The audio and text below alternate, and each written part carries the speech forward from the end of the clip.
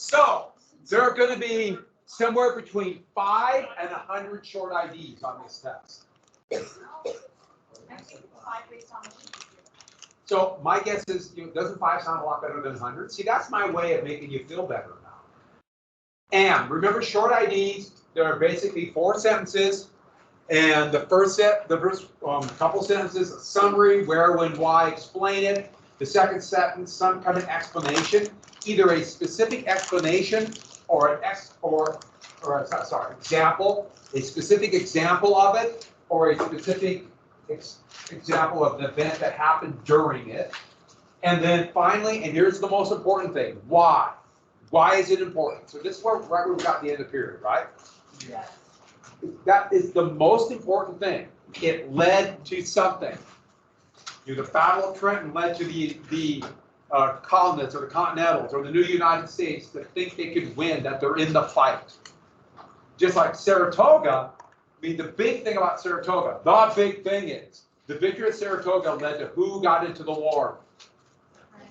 France. That is the big thing. So it has to be a specific event in that era. It's got to be in the context of that era and what it directly led to. And once you get that thought process going, this example, why it's important, that's the building blocks of a paragraph. And that's basically a paragraph of an essay too. And this is so handy of just a quick little tool on how to write, and it's also really good, easy for me to get tests. I give you the terms. They're easy to make, a little more difficult to work. Multiple choice are much easier to work. Yeah. A brief summary, example, why. Where's my mouse? Here we go. Summary, example, why. And so I gave you an example right here. Let me make it a little bit bigger. This is from the 1920s and the Great Depression and 20s. So I put down trickle-down economics. When I wrote this, I had Lyndon Johnson on my head, and he always said common folk. He was president of the United States in the 60s. And can everyone read it okay? Now, I put the letters there. You don't put the letters. I want a paragraph. But I put the letters there to show you that's the first part, the very brief summary. And you notice I just put down the 1920s. That's fine. That's when. Got it. If you know the exact date, great. But if you don't, put down as close as you can get. Example, cat's guts. Effect. Consider this going to lead to massive overproduction, speculation, all number of things that will help lead to the Great Depression. That's just a basic element of it. In fact, a paragraph for an essay, all you need is a topic sentence that relates to your thesis and a link to the next paragraph, and just a body paragraph. And so this is a great skill. And it's also a really handy way to get tests. It gives you a list of terms, for example, for the Declaration of Independence. I can put down, for example, just 3 of the philosophy: equality, unalienable rights, and social contract, and say right to short IDs. That's what we call a hint. Did you catch the hint? Oh, that's the great thing about being in class. You're responsible for that. You didn't catch the hint? You didn't hear it?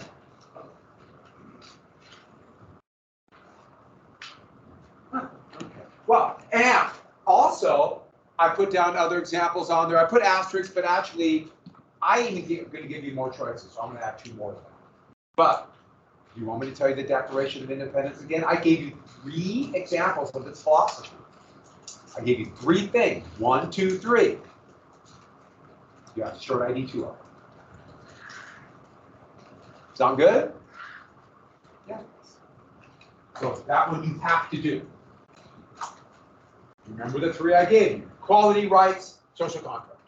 Okay, and then I have the list with asterisks, and I went through it, and I said I'm going to give you 2 more choices. So I'm going to give you 6 choices for the other short IDs, and you only have to do 3. So you pick. I always will do that. I'll give you choices, so you don't have to answer every one. Now that's good and bad, right? It's good because you can answer what you know. it could be bad because I expect you to know it. You know, so I expect you to know. I'm giving you two more choices. On that list of terms I have mercantilism, I decided that's too good to be short, not be a short ID choice. So that will be a choice. And think about mercantilism. What did it lead to? Think about the taxes, British policy, so many things. Salutary neglect. We can keep going on and on. And one more example. We're going to talk about it today. The Southern strategy. That's on the fourth column. The Southern strategy. British. What does it say? British Southern strategy. Yep. I decided to give you two more choices. So I'll give you 6 choices. You have to do 3. And then there's 25 multiples. Sound good? Bring paper, line, pen or pencil. But I decided, since I ended up telling stories, I decided to draw another map. First period, and the next, North Carolina. It's really cool. And then I realized, oh God, I'm going to tell another story. We'll do the test on Thursday. So I have one more thing to finish up, and then I'll answer any questions on the review list. And then I start the mission. Which is what you want. You want to move. Okay. All right. Did anyone who was not here yesterday, they would not get this? You didn't, I think. And yeah. It's just to sign up for the AP classroom. If you haven't done it with another class, it's really easy. It's not involved. Okay. Got to do it to pay. Pays next month, I believe it's October 24th. By the way, have you guys heard anything about the PSAT? Yeah, I heard it in the last school year. Sound when? In the last school year. Well, October 6th was the last time. Really? Because there is my home registration and really know. I have no idea. If I find out anything, if we have any changes, I'll let you know. But that seems rather surprising to me. That signed up last year. But who has signed up so far for the PSAT? All right, why? They put down in the thing that it's on a Saturday, but I think it's going to be on like this. What did you say? Yeah. They originally put down October 14th. We just got an email saying it's October 14th. That's Saturday. I think the 17th is like the Wednesday before the teachers' convention. It's the 17th is Tuesday. It's the Tuesday before it. Okay. All right. So let's go. What did we get to? Who was the commander of this kind of irregular militia who went up the Ohio, gave the United States a claim to all this area? Yeah. George Rogers Clark, who's his brother? Yeah. And we had the other 2 classes didn't say.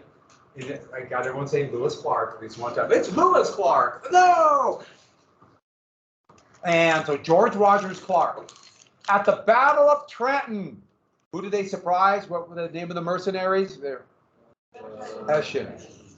What was the second battle? Washington then won there and then attacked the rear guard where? Princeton. We can fight.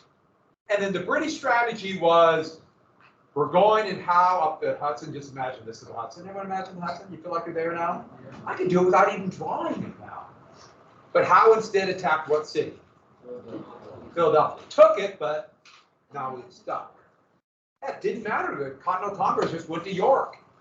What was the battle that the French jumped into the war afterwards? Yeah. Incredible battle. There's an aircraft carrier named after it, too. And other ships, see? All kinds of stuff. And trickle-down economics.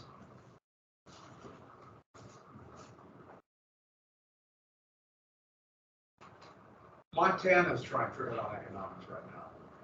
Massive scale. There we go. To funnel money to the hands of the very wealthy. So we got to this, right? Yeah. And we got the Franco-American Alliance. Did we get Benedict Arnold? Yeah. What fort did he try to give up? Yeah. And so we got that. We got here. Let's get to the. Oh, we wrote down the Southern strategy, didn't we? Southern strategy.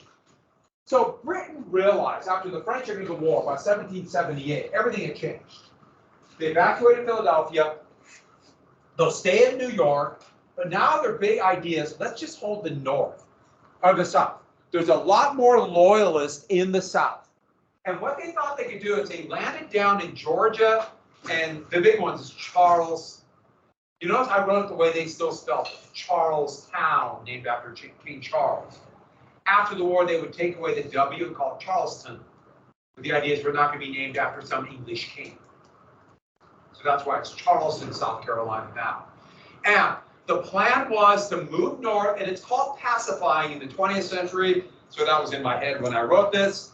But pacify means destroy patriot feeling and advance north up into Virginia.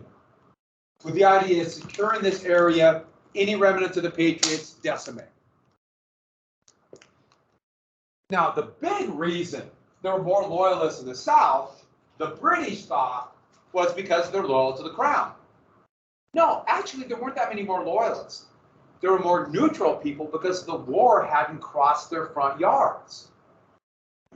So the British totally misunderstood why there seemed to be more loyalist thinking. And all of a sudden you have an army marching around. That would change everything. So 1778, 1779, they took Savannah, Georgia, and then 1780, they took Charleston, South Carolina.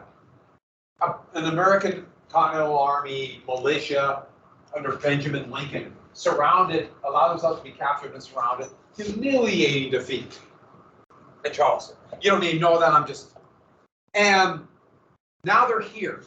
And then the plan was to build up supplies and then advance in the interior of South Carolina and then move north.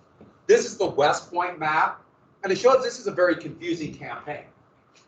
Small units attack, they go out after guerrillas, but I think this pretty much sums it up. Do I need to tell you anything else? Are you ready for the test after looking at this map? I'm comforted by maps with arrows, aren't you? Sometimes. I sleep at night. I know somewhere there's a map with an arrow on it. This one, I'm really comfortable. Yeah, it's really confusing unless you know exactly what's going on. But the main British force under Lord Cornwallis, the same guy who marched down after the Battle of Trenton, is going to march towards Camden, which is right here in the interior. He knew there was a Continental Army under Horatio Gates. So we're coming to the Battle of Camden. And Lord Cornwallis is a British commander, very confident, considered one of the greatest British generals in English or British history. And the Continentals are under Horatio Gates, the same guy who commanded at Saratoga. And the thing about Gates was the Continental Congress actually came very close to giving the entire army to him and Byron Washington. And so it was razor thin. The decision was Gates will go here. Washington barely held on. He won a minor victory near Philadelphia, and that's how come they kept him in command. And this battle, Cornwallis has about 12,000 men. Gates has about 8,000. Most of Gates' men are militia. And so Gates put the militia in the middle of the battlefield, protected the flanks with his regular soldiers, but he had it in a big open field, so the British could outmaneuver him. And what do militia almost always do? Wow. Now, Gates stuck in the middle of the militia, thinking, my bravery will hold them. But when the battle started going badly, and the British unit started to outflank him, Gates saw what would happen, and saw that he needed to shift his line, maybe pull back. He's going to have to really change his tactics. He saw that his line might be crumbling.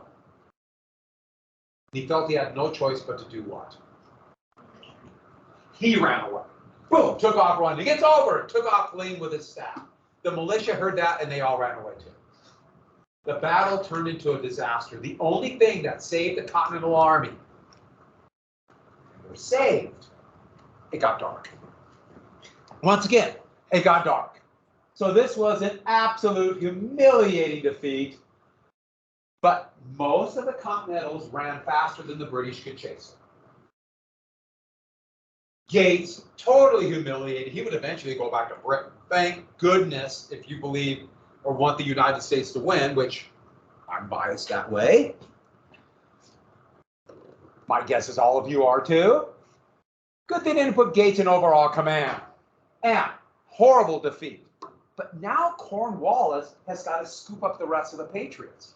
And think about Cornwallis's problem. He's an invading army. Yes, they all speak English, but still, what's a loyalist look like? What does a patriot look like when you go to these little villages, these farming communities, people spread all over? Can you tell the difference? In fact, what would you assume if you were a British soldier? That everybody is a loyalist or a patriot? You probably just assume they're a patriot because you got to watch your back all the time. So they begin to march in the interior looking for patriots and also finding food. And then it quickly turned almost immediately after the battle, that fall, into an absolute disaster. Their supply lines got longer and longer, and they would only bring basically ammunition on their supply lines. They would do what's called foraging. They would go out in the countryside and supply food. And this is going to be then great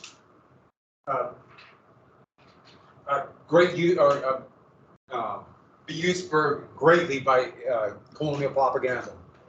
I'm sorry, I saw a string. This van kept backing back and forth, so I started looking at it, and then I lost my train of thought. A van with ladders was kind of backing back and forth. All I could think of was ladder truck. I forgot what I was going to say. Just for the mill is what I meant to say. And here's a very stylized propaganda picture of a South Carolina woman on a little small farm, and most of them were small farmers, holding off the British, implying that maybe she shot one of them. And this would be trying to defend their food. Because you can imagine the British would go through these foraging parties with wagons, and they just would take everything they wanted. And here's an example of what would happen if you fought back. They'd burn your homes down, with the idea being, well, you resist, and this would happen. So you have people who are once neutral, and also they go through stealing everything you had and potentially burning down your home. You go from neutral to what? And that's what happened everywhere they went. Patriots would be formed. The line of march where the British would win, patriots would follow. And people were like, oh, we must defend the crown. Became guerrilla fighters against the crown. And soon, these small little pockets of patriots would form all over, and using, in the next century, known as guerrilla tactics. Hit and run, right here against a small British party, going back off into the swamps, or back to their farm. I'm a loyalist farmer. And then as soon as they turn their back, a patriot again. And the British learned a real problem with this. They didn't have enough men to hold everywhere. So they would march through, and funneling behind would be patriots. Attacking their wagons, attacking their forage parties. They would send cavalry out to go find them, and they would just assume everyone's a patriot. They would burn down more villages, and that would lead to more patriots. The most famous of these would be Francis Marion, aka the Swamp Fox. Here's a statue, statues all over South Carolina. This is him near the end of the war. Now they have him in uniform and got the sash on and everything. But here's a picture of them hiding in the swamps, and here are British cavalry. British light cavalry wore green uniforms. There was no set color, so here they are in green. And there's a couple of the guerrillas hiding. You hide from the big parties, ambush the other ones.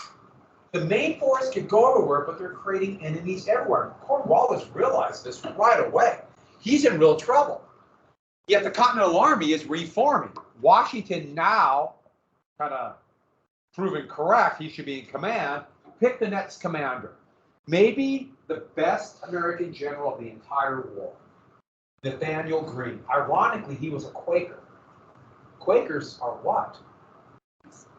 They're pacifists. But he figured he had no choice to fight. He was known as, therefore, the fighting Quaker, which is like saying he's the tall, short guy. But he commanded the army in the South. And what he did is, he just kept retreating, pulling back, avoiding a fight. And as he retreated back slowly, and Cornwallis had to spread out to try to find him, Cornwallis' supply line, and this, I just put arrows up meaning longer. As he slowly withdrew drew into North Carolina. And so they send these cavalry out, they would harass people looking for patriots, looking for food. And 2 different times that after the big battle of Camden would be continental victories. We're jumping right here. Cowpens in October of 1780. I say Cowpens, that's our King Mountain. King Mountain's a little mountain in western South Carolina, really heavily forested, thick pines. Remember, it rains a lot more. And basically, British cavalry under a guy named Tarleton, who were looking for patriots, were harassing a bunch of the people who were, they're basically out of government at all. They were living in the hills. They didn't like the patriots or the loyalists. They were basically hillbillies. But Tarleton riled them up, and hundreds came out with their hunting rifles, bad for combat, great for ambush. And this is a stylized picture of them, but being ambushed at Kings Mountain, and the British were routed. Had to retreat, basically a pell-mell retreat. Not a major victory, still in the fight.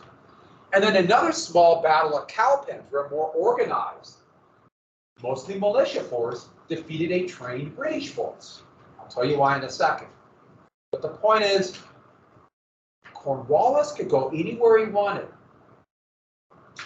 But the little battles, Continental Army was winning, gaining confidence, helping the Patriot cause.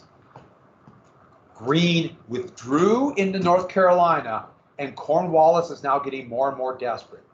He realizes, I have to destroy Greene's main army. And his effort would come, finally, or chance would come at Guilford Courthouse, North Carolina. Now, the thing about Guilford's Courthouse, a couple things. First off, you see the flag? So Greene, they knew that the decided the American flag would be red, white, and blue, copying the British flag. It would have, a number of them had a field in the corner. The first flags had like a pine tree, which represented New England. Some had the Union Jack. But they started putting 13 stars and then 13 stripes.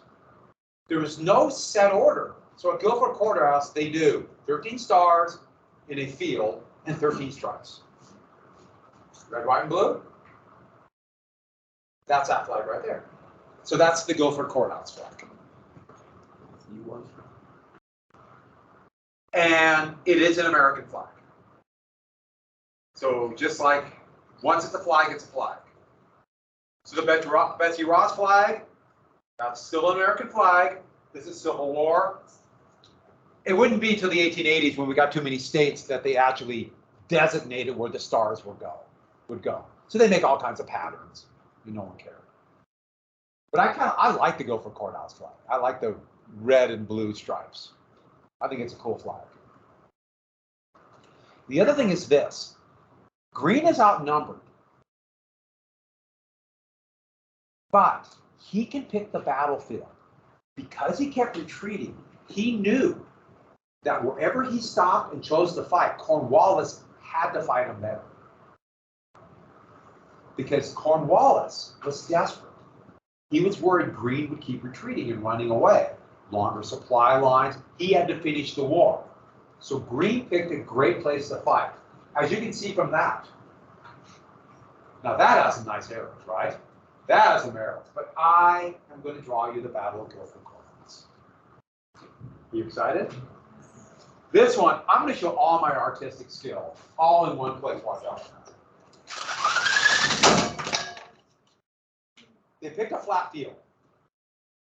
Now, it was a pasture land, and it looked flat, but Greene picked it very carefully for 2 big reasons. First off, he's outnumbered, and he knows the British are much better trained, so they can maneuver.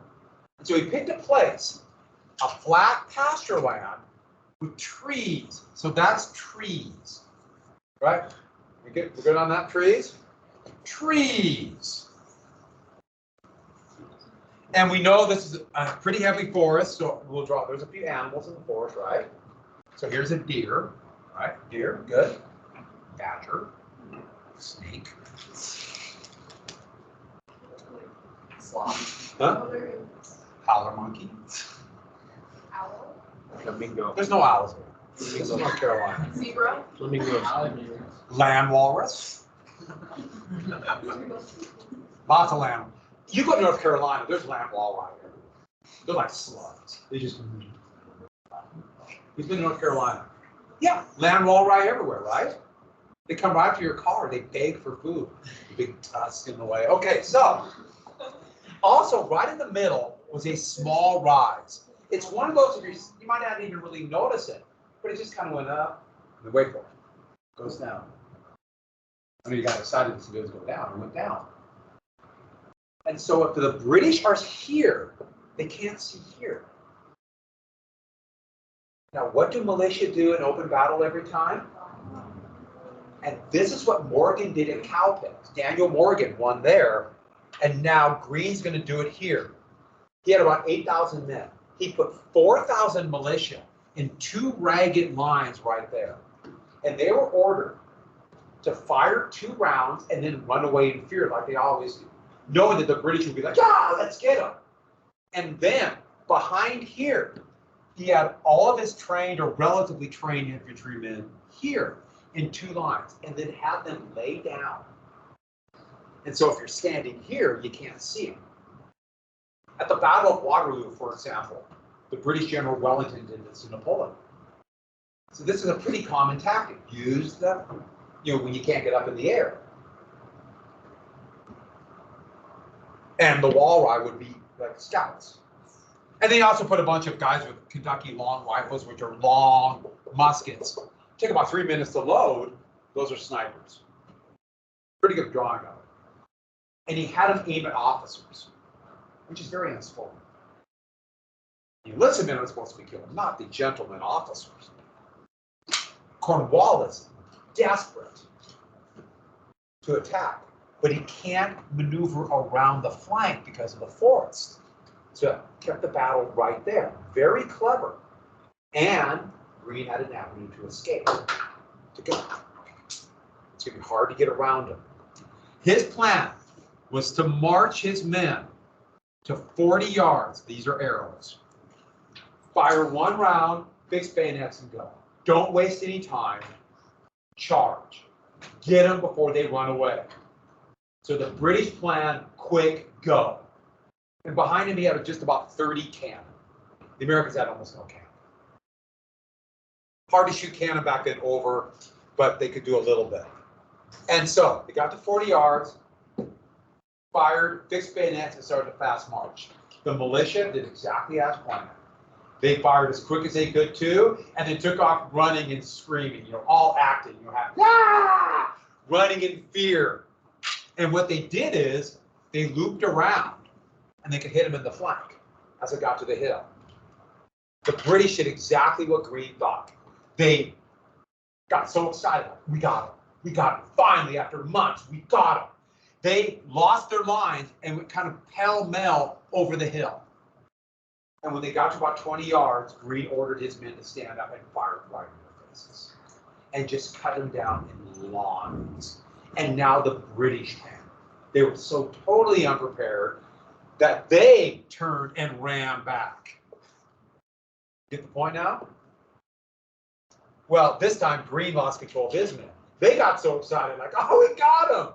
They went sprinting over the hill, and this turned into a melee. See, that means melee.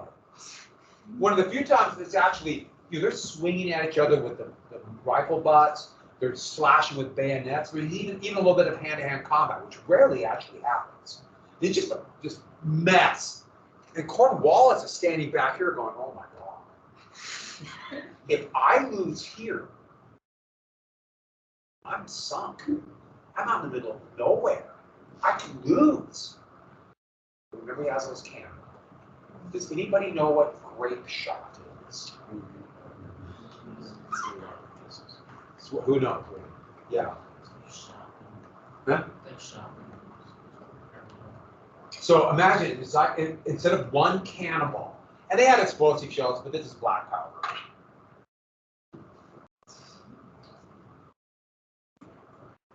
They had salt, but they had cannonball, solid shot. They had 6-pound and 12-pound cannonballs. But instead of that, for example, a 12-pounder, instead of 1 cannonball, it was 12 balls about that big. And they're actually designed to knock down massive ships. And they're in a burlap bag, and they just stuff the burlap bag in the cannon. And so when it fired, can you imagine what that would do to men in front of them? They had them all fire grape shot into the melee, into its own men too. But it stopped the American advance. It just cut down men, just heaps of dying and dead men, just piles of flesh. And Greene ordered a retreat. Greene pulled back, and the British were now left with this battlefield. A third of Cornwallis's men were killed or wounded. But he got the battlefield. He won! He wins 3 more victories like that, he loses his army. Guilford Courthouse probably was going to be the last battle. It was that bad of a disaster for the British. That bad of a disaster. And so let's see if this erases. My board is so bad. Kind of erases, yeah. Do you want me to? Can you recreate this? No. Can you recreate the melee? No. The hard part is you're never going to recreate the land wall ride.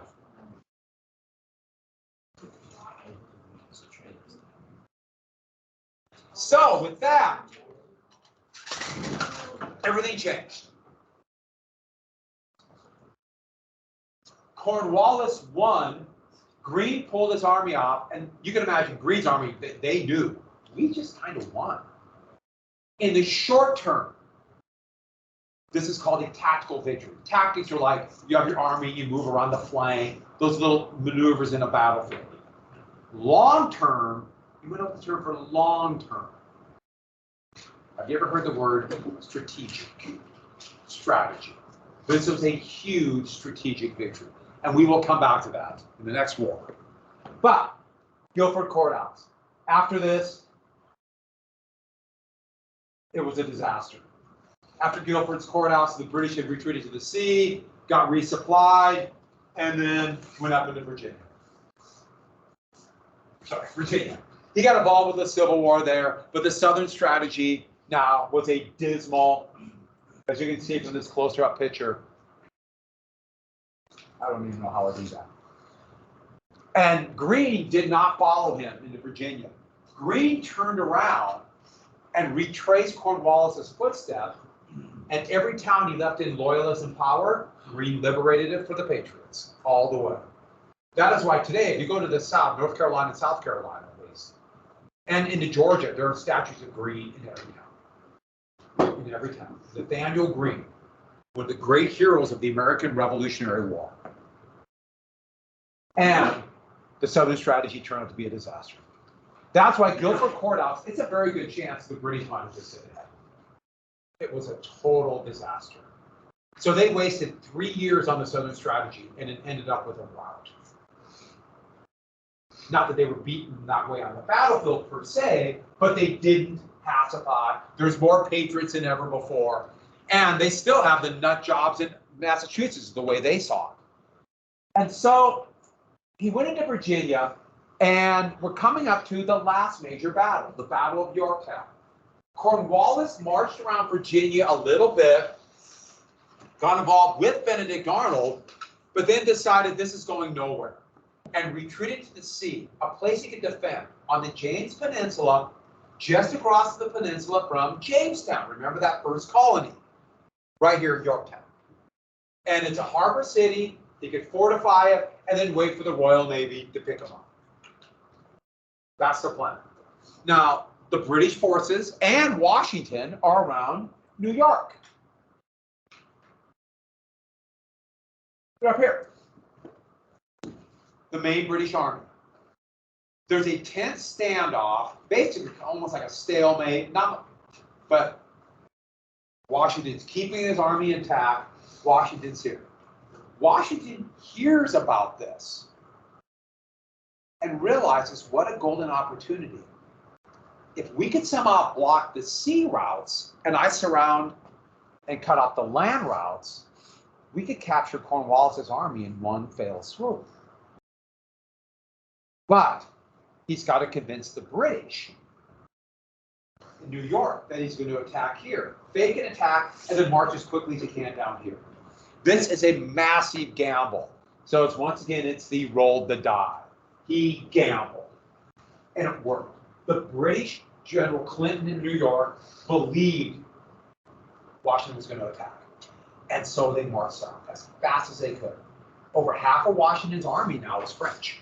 They're French soldiers under a general by the name of Rochambeau. Yes, his name was Rochambeau. And they marched south. Basically, Washington went to Rochambeau and said, will you go with? And can you send word down to the French fleet in the Caribbean? Remember, the French kept 3 islands down here after the Treaty of Paris of 1763, which threatened British possessions down there. And the French had a lot of ships down there. And Rochambeau said, you can count on us. And so Washington rolled the die. This is huge. But they need the French fleet to come up. So they march to Yorktown, a lot of French help. So they march south, and there's a lot of pictures of Washington's army march south, and a lot of them are very dramatic. In fact, this is a picture. This is at the Revolutionary War Museum in Philadelphia, so I found a copy and put it up here. And Washington's men are marching all in good order with those nice, clean uniforms. No, virtually all of Washington's men were wearing rags. Now, the French look good. French are very fashion conscious. They had white and tan uniforms, and they look sharp. And as they marched down south, the Americans were quite jealous of the French, not only because the French were better trained, better equipped, but they were going through swamps. There's no bridges, so they had to ford every creek. They're getting covered with mud and dust. And yet every morning, the French looked great in white uniforms. How did they keep these white, especially their white pants, clean, going through mud all the time? And the pants are wool, which is great for summer. You want to wear wool in the summer, right? Because it keeps the heat out. Yeah. So the more you wear in the summer, the cooler you are. Have you ever noticed you look at pictures of like them in the Sahara and they're wearing parkas? I'm making that up. Huh? Yeah. The big color. Okay, back to this. How do they do it? Because you can't really wash wool and then really brush it off. Really getting on the ships and showing off. And you only carry so many uniforms. You only need. Every French soldier carried a little pouch of talcum powder. And they would put the powder on, they would add it in, and it looked white the next day. And then if you touch one, it would be puffed out. But that's how the French did it. They marched down, and now the big thing. They marched down, they got to Yorktown, but the Royal Navy could still just sail up and take them away. What about the ships? We're coming to one of the most important non-battles in naval battles in American history, the Battle of Chesapeake Caves. So it's right off the Chesapeake, right here. Here's Yorktown, Jamestown right here. Washington's marching down. There are French. Well, let's go really fast about ships. Naval battle wasn't a heck of a lot different than sea battle, or sorry, land battle. They lined up and blazed away. And because of the limitations of the range, they had to be very close to each other. The biggest ships, and sometimes they had like 2 or 3 decks and up to over 100 cannon on them, were called ships of the line. So this is a line of French and British ships of the line. And they would literally, this is looking down, ships would line up and they would sail with the wind and blaze away at each other. I am simplifying it, but actually not by a lot. And so whatever ships could stand up in that line would be the most important ships. There are smaller ships called frigates and sloops and even cruisers, but ships of the line were key. Whoever had the most ships of the line was probably going to win. The British had more ships of the line by far. In the New World, they had more ships. But here's the deal. The French fleet had 24 ships on the Caribbean island. They're just reinforced on Martinique. 24. That's a lot of French ships. The British had almost a quarter more, but 12 in New York, 19 in the Caribbean.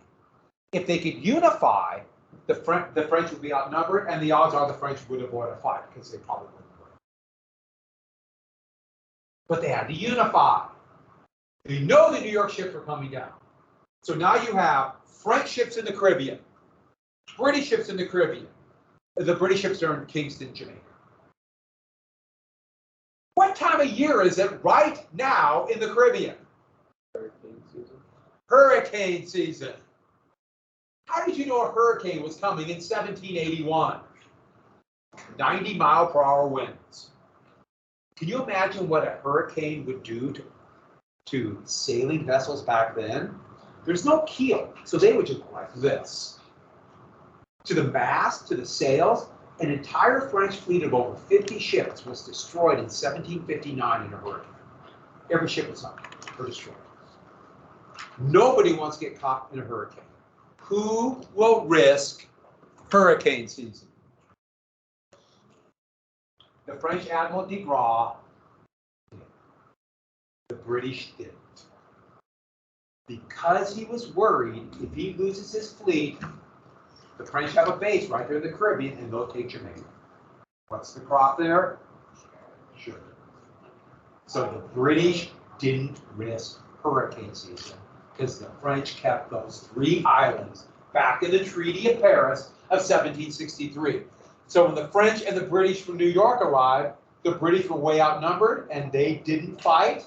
So the Battle of Chesapeake Bay was more like the British sailed by and realized we're outnumbered and sailed back, and now they're surrounded at Yorktown and so on. There's no way Cornwallis could get out. The British or the Americans and the French dug in, they laid siege. They couldn't take the British fortifications by storm, even though they did take one redoubt, which is another word for a fort.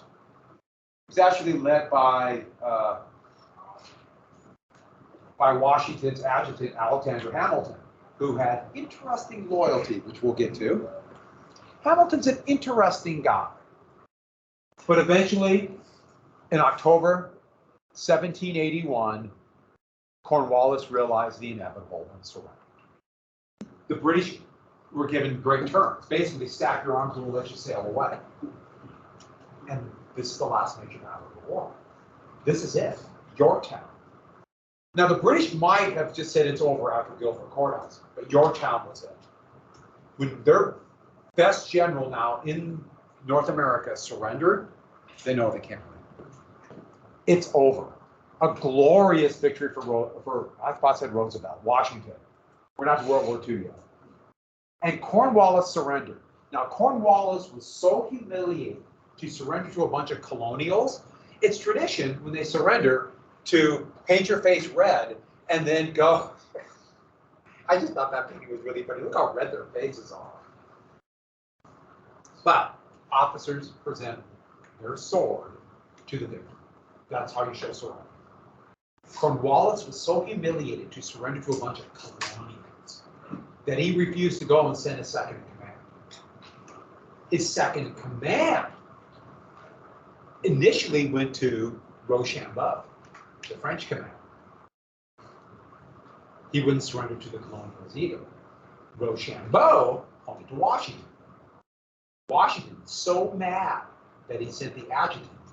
He pointed, and this is the strange, creepy drawing of it with these strange red-faced people. What's the tan, fake tan stuff? Bronzer? Yeah, they all have that on. But Benjamin Lincoln, the same guy who was humiliated at Charleston, he had him present his sword to Washington. This is a little bit of silly one-upsmanship, but it didn't matter. Washington won the big victory. Huge victory. There was a very popular waltz at that time. Now, some of you probably know what a waltz is. Waltz, that was the really kind of hip, kind of crazy kids music for the time. Then it'll be replaced by polkas. And you guys are still into polkas, right? Yeah. Yeah, that's the next dance is going to be all polkas. Maybe some square dancing. But they played a song called The World Turned Upside Down, which is a very popular waltz. It's actually kind of, sounds fine. But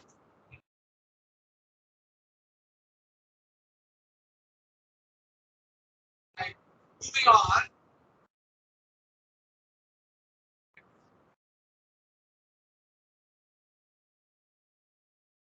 There's a little band at Yorktown. And so, one more time.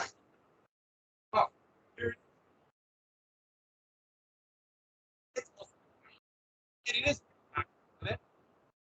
Well, both sides realized that we must put more bronzer on and then go to a peace treaty agreement. And of course, they met in Paris. And when in doubt, pick Paris, right? For treaties. When in doubt, say it's in Paris. Everybody likes Paris. What year was this? 1783. Thank you for asking. I didn't write it down. So this is our second peace treaty. And the thing about it is that very quickly the Americans realized, you know, that our French allies and the Spanish and then the Dutch who just jumped in, they don't care anything about us. And the British just want out. Oh, we're not gonna do that right now.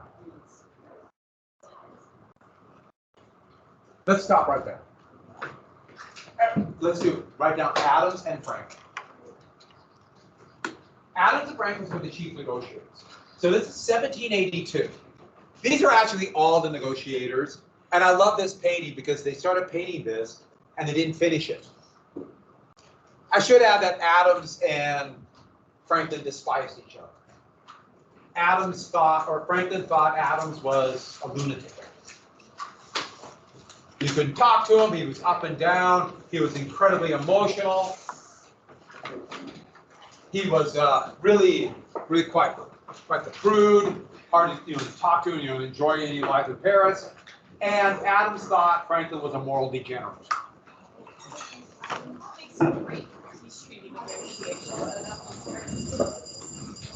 Goodbye, everybody.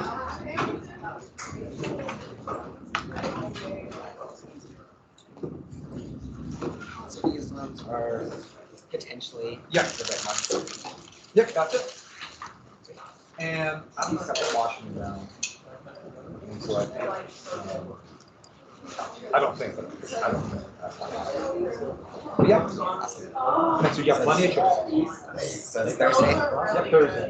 Unless you want to do it tomorrow. Last chance for tomorrow for the test.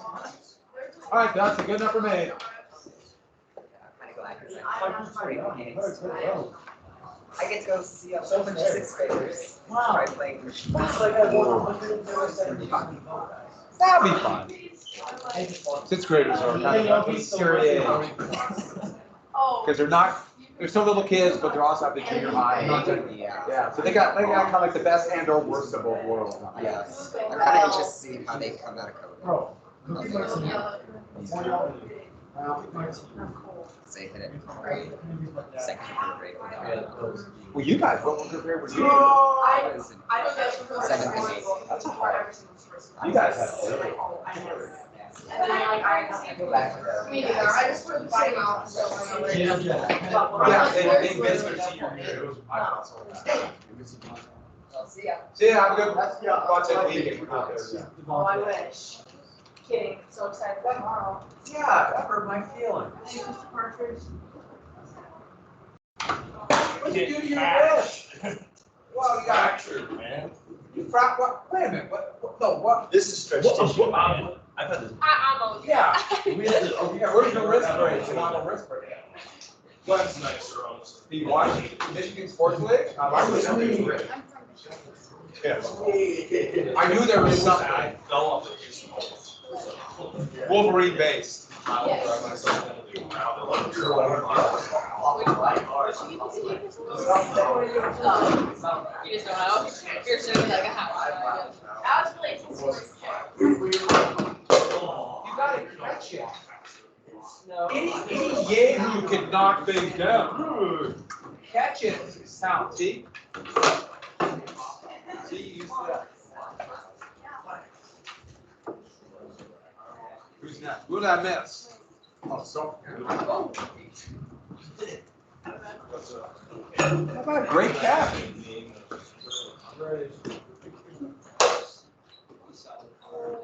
It was him. No, it's. You and your wrist. Oh, well played. Yeah. Where? You got 30 seconds, go. 28, 15, 4, 1. I saw hands of stone back there. Spatula hands. All right.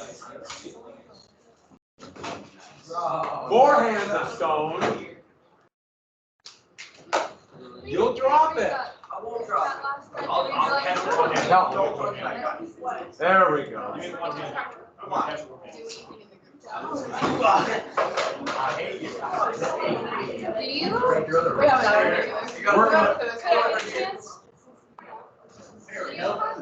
One hand. Do I have yardsticks? One more. You need more than one? I need Do you this. point at things with it? If you do, then I No, won't. I used to, and that's how I. There's some people, so if you did like one. Oh, yeah. And I broke it yardsticks.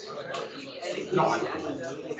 But I might need to mix it something, so. So, come to my class, we're all like. I have a spreadsheet too.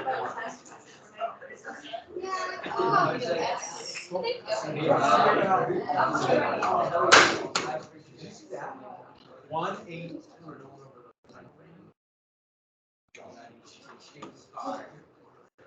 All right, I have good news followed by gooder news.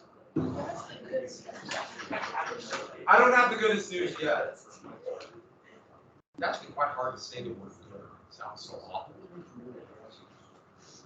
Good news, more good news, is the most. No, I like saying gooder. So there's